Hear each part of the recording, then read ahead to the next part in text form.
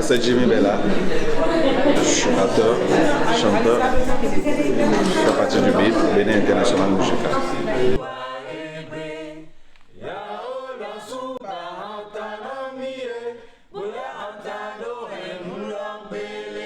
À la base, c'était une volonté de Radio France, de M. Gallet et d'Hervé Rizon, aux directions des affaires internationales, qui voulaient faire des ponts radiophoniques entre la France et l'Afrique. Et moi, j'ai travaillé pendant 10 ans autour des musiques égyptiennes, notamment soufis, sur un groupe qui s'appelait Egyptian Project. Et du coup, je mélangeais déjà des aspects modernes avec des musiques rurales, traditionnelles. Donc moi, je suis parti là-bas avec mon sac à dos, ordi, micro, et j'ai commencé à faire des prods puisque je suis beatmaker. Et je me suis mis à enregistrer plein de musiciens.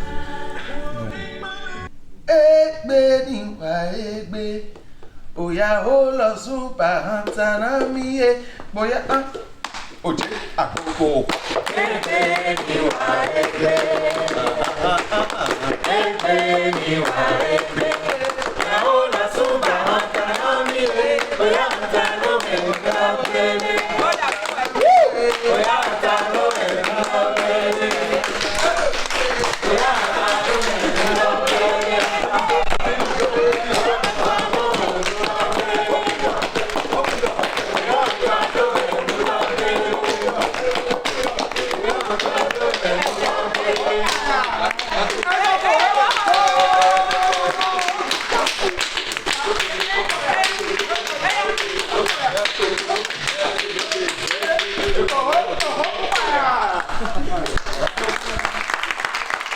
Pendant la musique a été ce mélange de musique traditionnelle, de votre musique quotidienne en fait, de tous les jours et des musiques plus actuelles, a été reçu comment au Bénin? Je raconte toujours cette anecdote. Quand on a fait le dernier single à Bobo, moi j'ai fait l'expérience, je l'ai pris. Et comme je l'avais fait avec mon ancien groupe Diflex et tout, c'est comme ça on va tester le morceau dans le public. J'ai pris, je suis allé dans un bar, chez nous les bars c'est 500 personnes assises autour des chaises et tout ça, c'est large et tout. Je l'ai donné au DJ. Je dis même moi ça, il met ça, à la première seconde tu vois les gens qui dansent et tout ça. Donc du coup, ça veut dire que ce qu'on fait n'est pas, le public n'est pas indifférent à ça. Vous, en tant que musicien, quand on est venu vous chercher, quand Jérôme est venu vous chercher, est-ce que vous attendiez à ça? À cette forme de projet? Est-ce que vous saviez vers où vous alliez ou pas du tout? Personne ne s'attendait à tout ça. Je ne crois pas que quelqu'un s'attendait à quoi que ce soit qui se passe. C'est d'ailleurs pour ça on ne se rend pas compte de ce qu'on vit en fait.